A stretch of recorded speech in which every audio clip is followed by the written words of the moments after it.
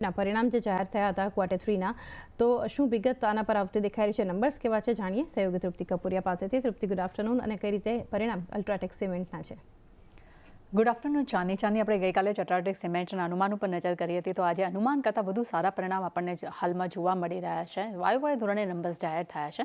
નફા પર નજર કરીએ તો નફો લગભગ તેનો 67% વધીને 1775 કરોડ પર આવતો જોવા મળ્યો છે. અને તેના અનુમાન 1739 કરોડના આપણી સામે આવ્યા હતા. ત્યાં જ આવકના ફ્રન્ટ પર નજર કરીએ તો તે 15,521 કરોડથી લગભગ 8% વધીને 16,740 કરોડની આવક આપણને જોવા મળી રહી છે. એપિટાના ફ્રન્ટ પર પણ સારો એવો ઉછાળો જોવા મળ્યો છે.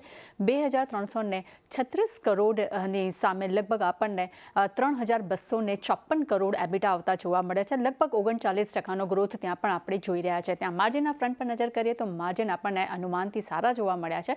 15%ની સામે લગભગ 19.4%ના માર્જિન્સ આપણને ફ્રન્ટ પર આવતા જોવા મળી રહ્યા છે.